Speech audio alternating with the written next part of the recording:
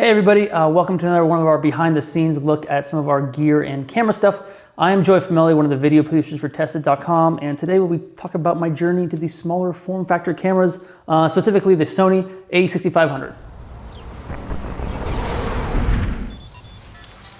So I'm going to touch a little bit about the photo capabilities of this camera, but most of this video is going to be largely focused on the video performance of it, because that's probably what we'll use it for. Let me back up a bit.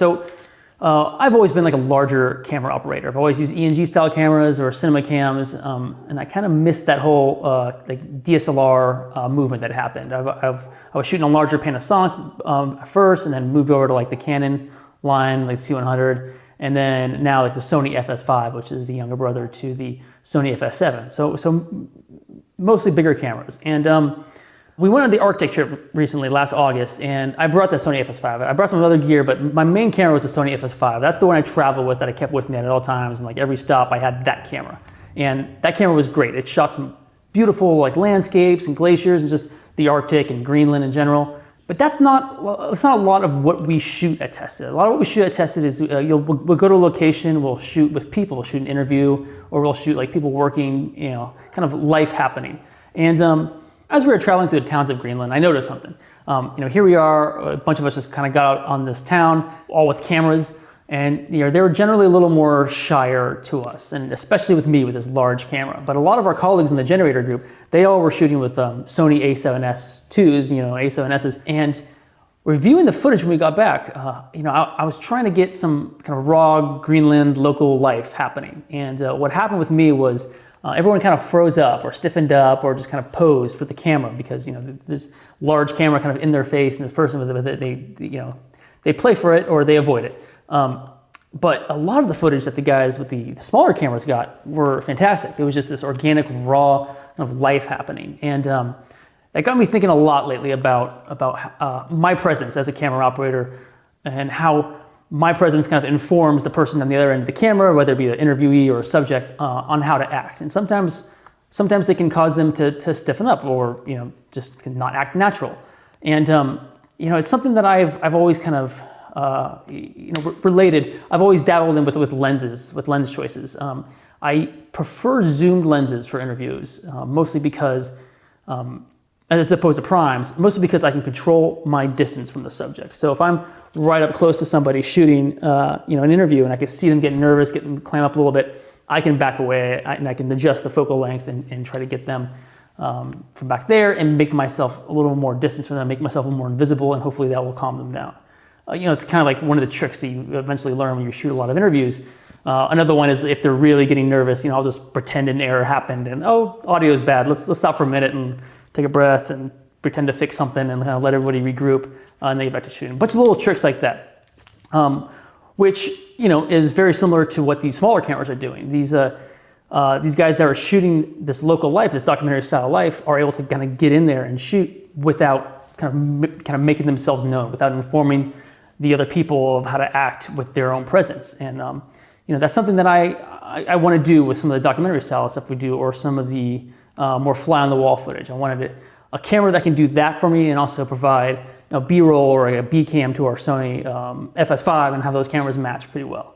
Now in the past we've had the Blackmagic Pocket cinema camera that can kind of do that. Now, the battery life isn't great, and there's quite a bit of work in post-production because it only shoots in that flat profile.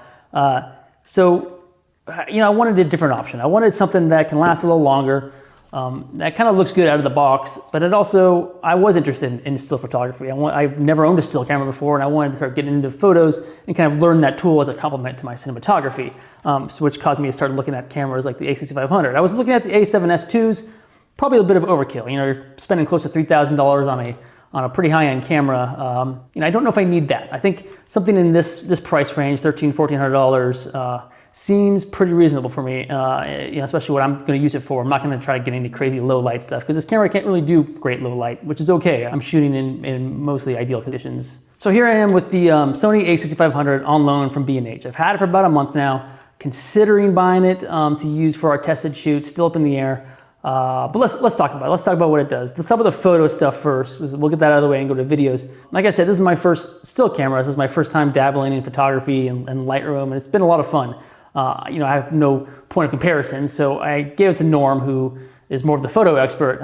I tested, and he had it for a few days and just kind of went nuts with it and the features. And his takeaway was that the autofocus system is super fast, and it's got lots of autofocus points. Something that autofocus has always been like a dirty word in the video world. We've always autofocus on video cameras has never been great, and losing that control has always been a little frightening. So getting used to autofocus, getting used to using autofocus has been weird, to say the least. But I mean, he's right. Like this thing, somebody pops into frame, this thing focuses on that face lightning fast. It follows faces through on both photo and video. I think that autofocus is great, except for 4K. I had a weird experience with 4K, which I'll get into. But the autofocus and the touch to focus, the tap to focus is fantastic. One other thing I really liked about it, which I wasn't expecting to, was the continuous shutter. So this thing does 11 frames per second, which you can just... So it's pretty quick. I mean, that's almost like, over-cranking film, essentially.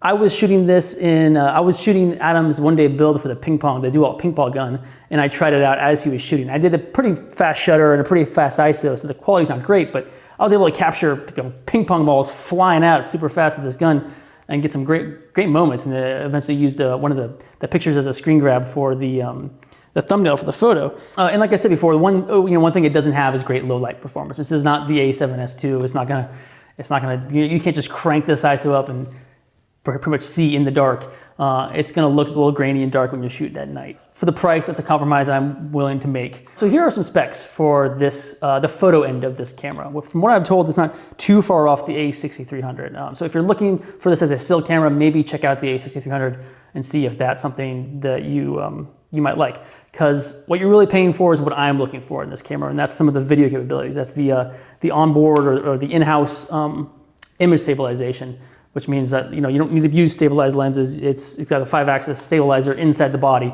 which is great for handheld stuff. And some of the jittery DSLR work just kind of drives me nuts. So I'm glad that that's there. And then also the slow and quick mode, which I love. One of my favorite features with the FS5 is the ability to shoot 120 frames, 240 frames. This guy can shoot 120 frames per second, and also can do it continuously. So you can just start recording 120 and continue recording until whenever you run out.